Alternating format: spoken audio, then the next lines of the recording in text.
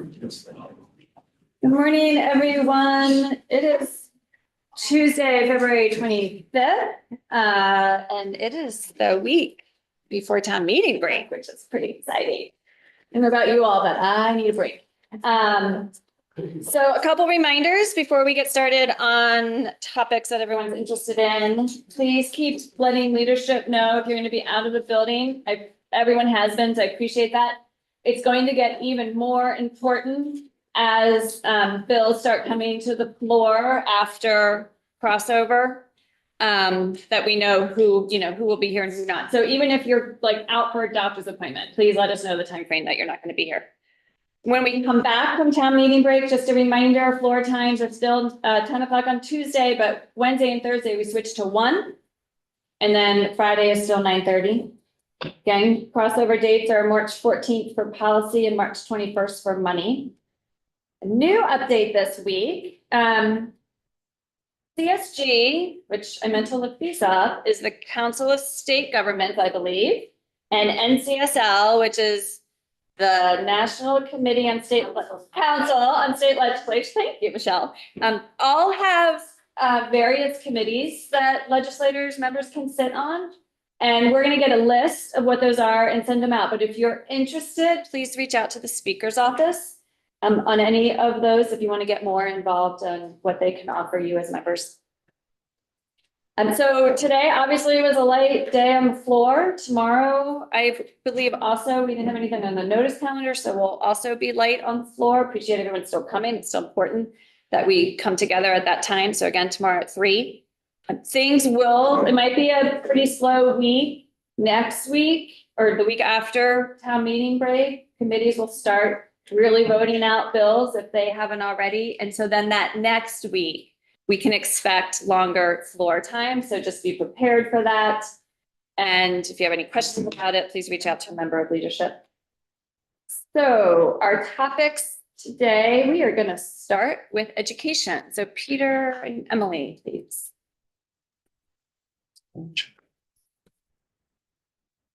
And we do have a microphone, so if there's questions, just wait for us to get that to you.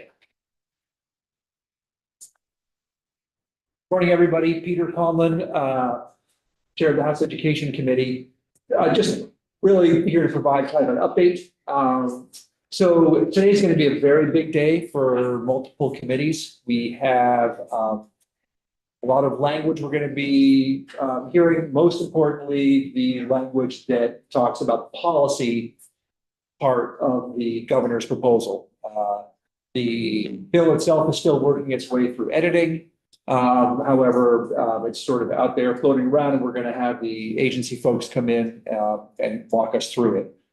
There are a lot of questions, a lot of gaps, sort of significantly career technical education, pre-K education, and then having read through it a couple of times myself, I got my own list. I think anybody who through it will have their questions as well. So that's sort of the status of the governor's proposal and where it is. I just want to remind everybody where we are, as Lori said at the beginning of this, it's February 25th. So we continue to have a bit of a calendar challenge. That doesn't mean nothing happens. What we are really focusing on in the committee now is those proposals, but in addition to that, really what can be accomplished this year and what can be accomplished in subsequent years, and really laying out a multi-year plan that says, okay, let's do this, let's do this, let's do this at a pace and at a scale that really fits within the Vermont context. That's about where we are. It's taking up a lot of time. And I just want to, make sure everybody understands, leading up to this, we have been taking an enormous amount of testimony from the field, from sort of all walks of life within the education umbrella to prepare to start making these decisions. We feel that we're well grounded in the information that we need, and we just need to start having the conversations and making the decisions to put together that multi-year plan. Thanks. I'm Emily Kornheiser, Chair of the House Ways and Means Committee. As Peter said, we have the language from the governor's proposal, and the details really matter for our kids and our schools and our communities. So we are continuing to work in those details. That includes changes to how we levy property taxes, changes to how those property taxes are structured, as well as changes to how we really even understand what that base of taxation is. So how we appraise properties. So there's those pieces, as well as how we deliver funding to schools. And that's the proposal for the foundation formula. All sort of 4 of those areas. There's a lot of numbers and a lot of detail that we are diving deep into. We have also taken a lot of testimony on it. We want to make sure that the majority of Vermonters are better off on the other side of this. Our kids, our communities, families. And so that is what we are focusing on in the next few weeks. We also don't, along with sort of that 5-year multi-year plan that Peter was talking about, we don't want to lose track of what needs to happen this year. And sort of front of mind for that on the Ways and Means Committee is the yield bill. We are planning on moving that bill along with sort of the money crossover week. That's the week after policy crossover. So it's 3 weeks out from now. I am hoping that we will have what looks too close to final numbers on projected education spending for the year this afternoon.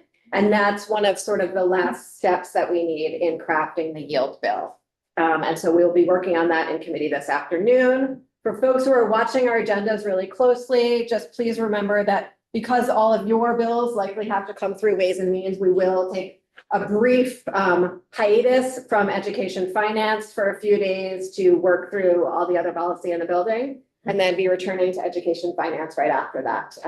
So thank you for your patience, and please, as we get into the details, I think there's a lot of what someone who worked through Act 60 called the spreadsheet wars or the printout wars. It was called the printout wars. Now you call it the spreadsheet wars. Then whatever. I'm going to finish that sentence.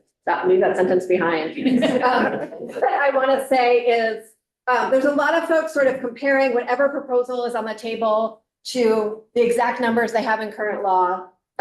Really encourage, it's a very natural response, really encourage you to encourage your communities to step back from sort of those bottom line conversations and focus more on sort of the middle picture. We're trying to unearth the assumptions that underlie some of the numbers. So how much is needed to pay for overhead in the existing system?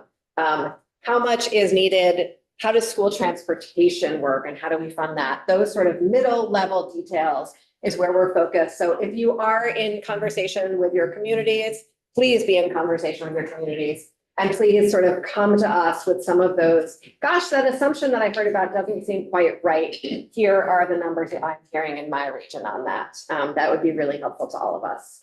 Thank you for hearing from me and Peter every week. Hopefully not forever. Any questions? Where we want to start? Still in the angel. First name that I walk by. Yeah, I did, right? Phil Houch, Heinsberg. Obviously, the education, several years to make significant changes. But the yield bill is coming, it's, every year. Anecdotally, from my side, I see the school districts have really sort of tried to level fund and really cut back this year. What are you hearing? It sounds like in the next day or two, you'll have a better understanding, but is that pretty much across the board that you're seeing? What we've heard so far is that budgets are coming in really right around what they are projected to be in the December 1st letter. I will encourage you to understand that when districts talk about tax rates staying level, that does not necessarily mean that bills stay level, because the value of property has increased, which allows a tax rate to go down because you multiply those two things to raise enough money to fund our schools. And so want to make sure that expectations are in the right place at the community level as we figure out how to work with tax bills going forward.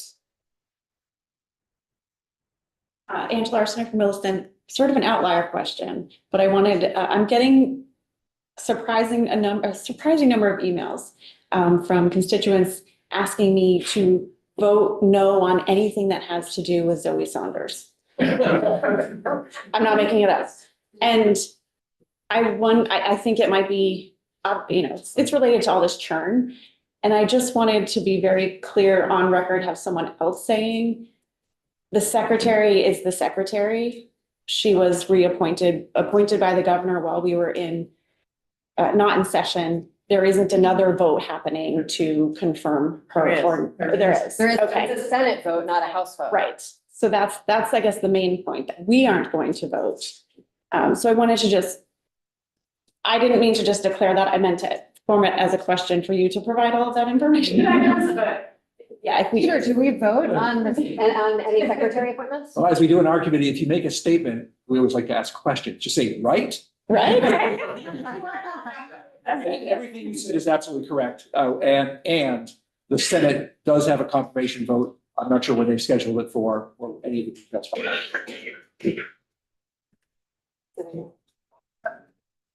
Thank you. Sarita Haas from Caucus. Have we heard anything at the federal level about anything, funding or anything? I think if you listen to the news, all you hear is great uncertainty, period. Thank you.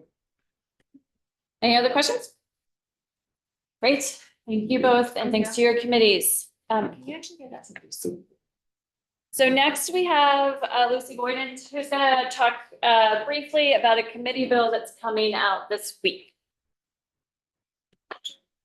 Hi, I'm Lucy Boyden, I represent Human Water Development 103. Coming to you soon for the House Government Operations and Military Affairs is a committee bill that looks to repeal the sunset on to-go alcohol. This was put in place in 2020 during the pandemic when we were looking to assist restaurants. We heard from the Commissioner of the Department of Liquor and Lottery to give us a report. We talked about violations and there were no concerns. The vote on our committee was 10-0-1, and I will be reporting it on the floor, I believe, on Thursday. Great, thank you. Any questions on that? Wonderful, thank you, Lucy. Next we have Teresa.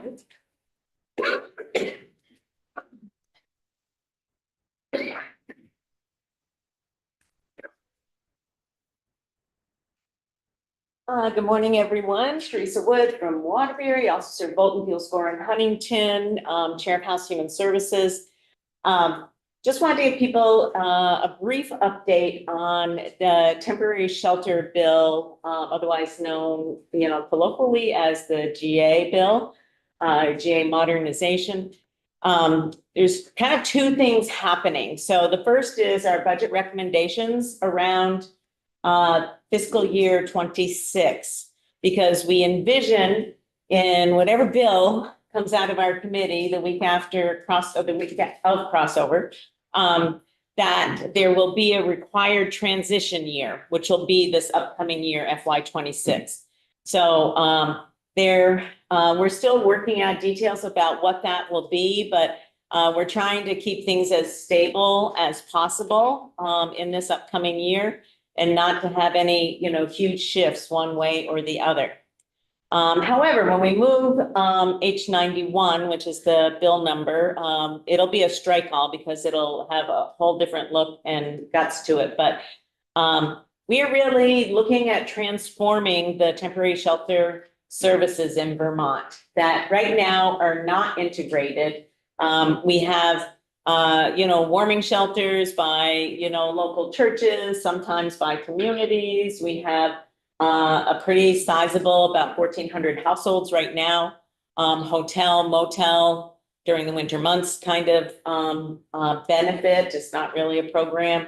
And then we have community-based shelters. And we have these things called HOP Housing Opportunity Program grants that go out to local providers and shelter providers, as well as community action agencies, as well as municipalities, and a whole bunch of different things there.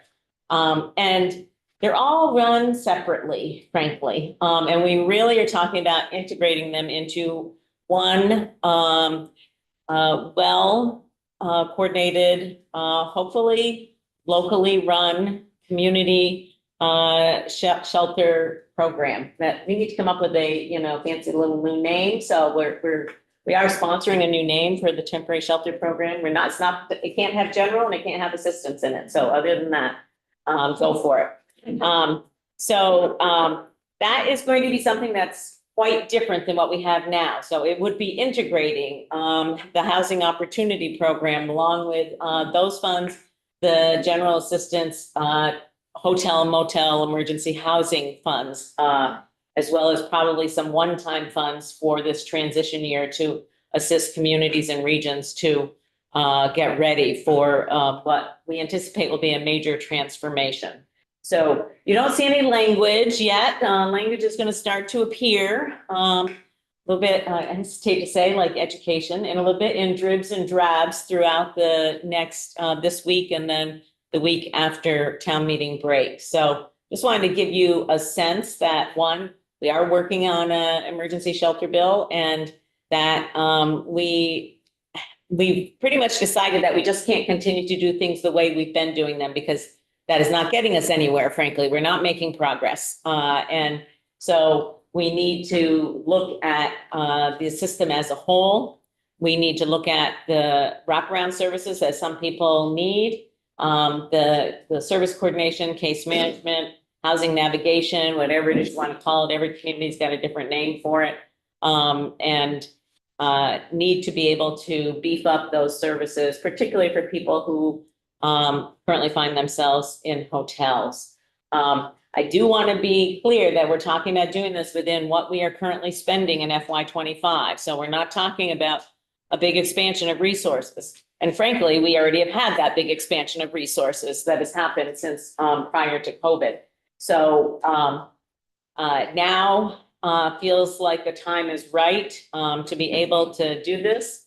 And we are hopeful that we'll have some willing community partners and state partners with which to make this transformative change. So just wanted to give you an update on where that's at. Great, thanks, Teresa. Any questions? Thank you, Teddy Wazak, Berry City. So, as you know, we have it all in Berry City. We have the warming shelters, the community-run shelters, the Good Sam, and the hotels.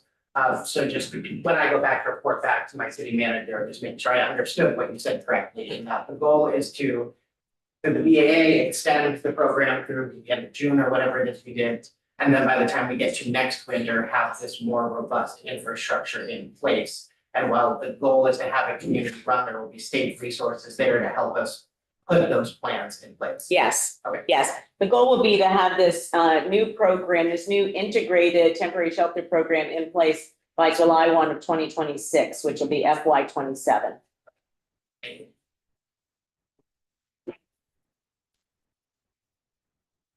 Thank you, Teresa. Candace White of Waitsfield. Just a couple questions. Is this plan looking at new buildings, new campuses in place of the hotels, or are you looking at buildings that have been used and will continue to be used in the future? And then my other question is this bill looking at kind of requirements for people, families coming into housing? And I don't know the answer to this, but like, do we allow people to come into emergency housing who are currently using drugs, or do we not ask questions and just give them housing? Probably a lot of people know the answer to that. I don't. Well, no, sort of all of the above, Candace. So when we look at what we are hoping to put in place, we really are hoping that there is community conversations about what's needed in our region. So, whatever the size of the region, we haven't landed on that yet, but looking at a regional approach that says in our region, that I'll use Northeast Kingdom because I had a recent conversation with a community action agency up there. They run a shelter up there. It's full. It's brand new. It's only been open a little over a year, and they don't have a lot of hotels up there. Okay, so they're looking at different options in their region. So it could be master leases by a local nonprofit for several apartments where they have people, they provide housing and then they transition them to permanent housing. It could be, for instance, in Barry, there's a hotel conversion in the process of happening right now. There's going to be 42 single occupancy rooms that'll now be run as a bona fide supportive shelter for people. So it's, and there, we don't have sufficient places like that, for instance, or even in the Northeast Kingdom, but we will have a lesser use of the hotels, but there will still be people utilizing the hotels. And that, again, is going to be local decision-making, which I think is really different than what we have now. At the local region, people will be able to decide where they want to invest for their region. So it might be a permanent family shelter.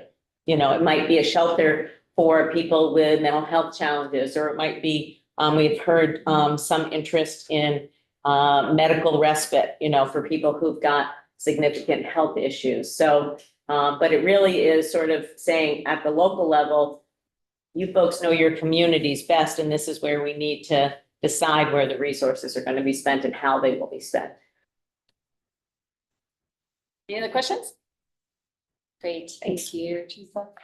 And our final for the day is Martin. H2.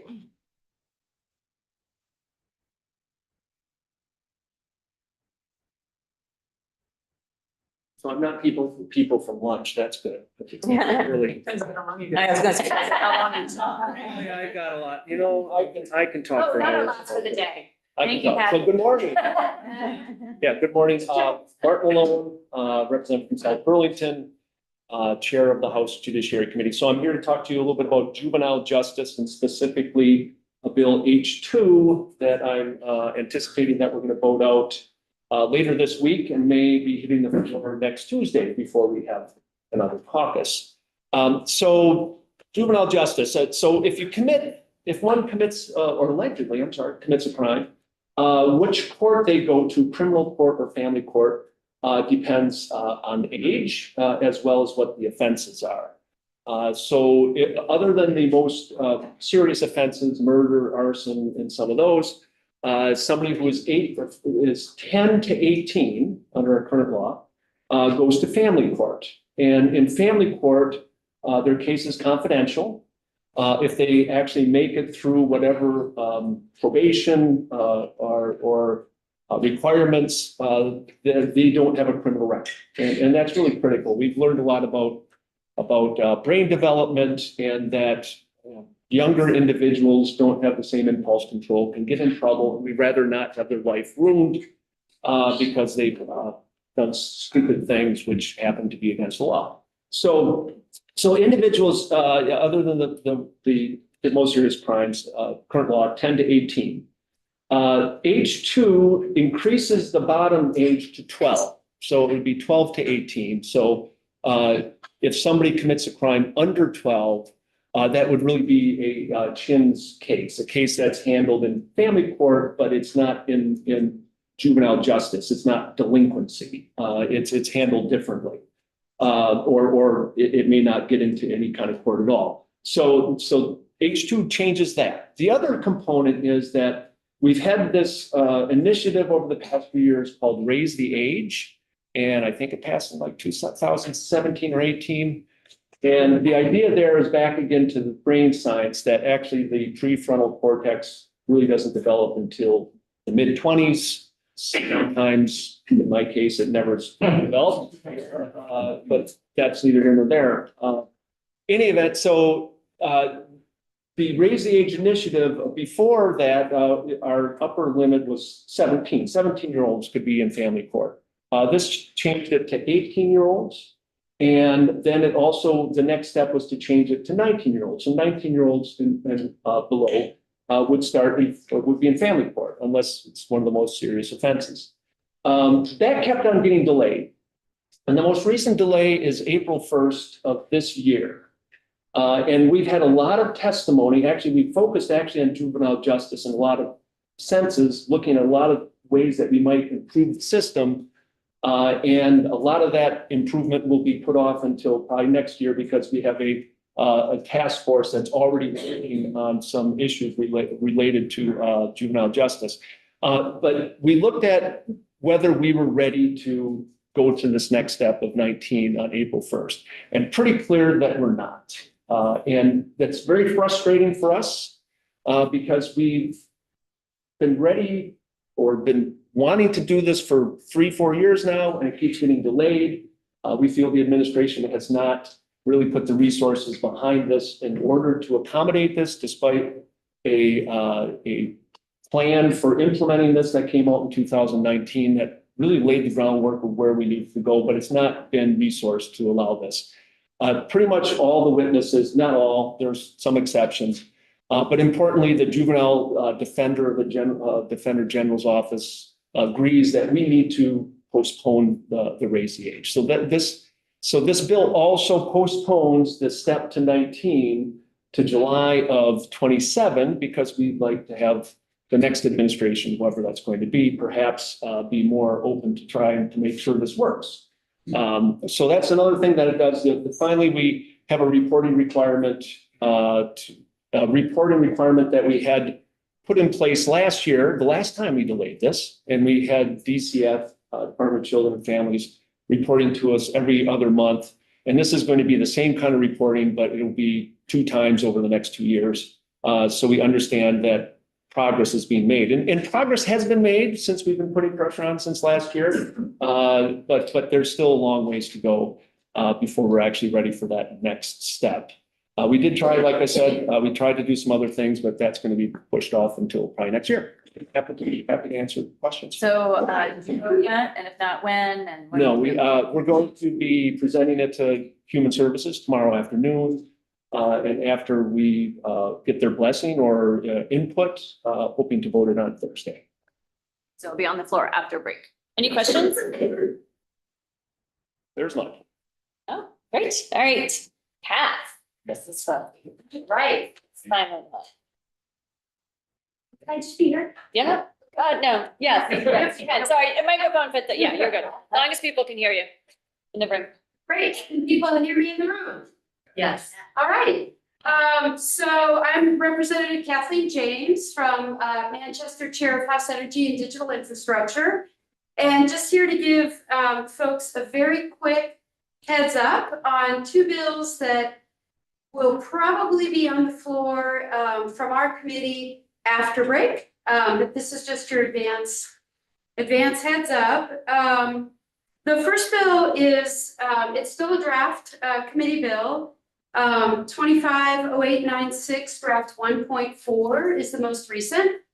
And we have been taking our, our responsibility to provide oversight of state IT projects and spending very seriously. And so we've been taking a lot of testimony in the first half of the session about all of our state, as many of our state IT projects as we've been able to get to so far, just to find out, where they are, how the work is going, how much is being spent, whether they're on time. And in the course of taking that testimony, we had some testimony from the state auditor's office about a report that they issued in 2023, making some recommendations for how the Agency of Digital Services could improve its public reporting, its transparency, and in particular, the dashboard that they have on the ADS website. And so we had the auditor in, but most importantly, we've been working very closely with the Joint Fiscal Office, which has an independent consultant who works with the legislature on state IT projects, and very collaboratively with ADS. So through all of that has emerged really a pretty simple bill that I feel confident we'll be able to get to the floor. We've been working closely with ADS on a bill that will improve the way that they present their dashboard and their annual report so that the public and members of the legislature can much more easily see how projects are doing and whether they're on time and whether they're on budget. That's on our webpage. We have another bill, H 125, and basically it's requesting a report, an annual report from the Department of Public Service that's going to try to give legislators a little bit of a snapshot of how Vermont's economy is doing in keeping pace with the energy transition.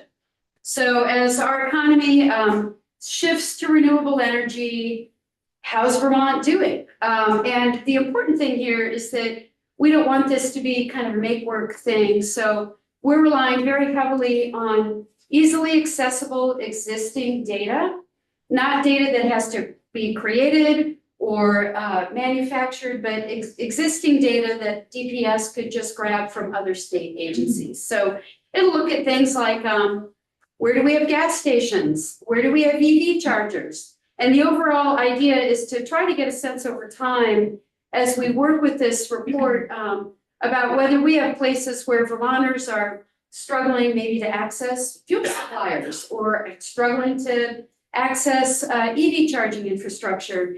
And it's kind of a 1-2 step we're thinking of right now, that DPS will work with state agencies to deliver the first report next year and say, this is what we've got right now. But then also work with other state agencies to see if the report can be approved in the hours. Great. Any questions? Okay. Thank you, Pat. So just another quick update. We're not going to have an update on it now, but to focus on our priorities, general housing, whatever else you're called, is working on a committee bill for housing. So if you're wondering where housing is, they have a committee bill that they're working through. You can go visit their website. We'll have an update after town meeting. And then the other priority of the caucus is the flood omnibus bill, which was introduced, and work will start happening on that as well. And I think that is it. So everyone have an excellent week. And just a reminder, leadership has office hours today from 3 to 4:30 in the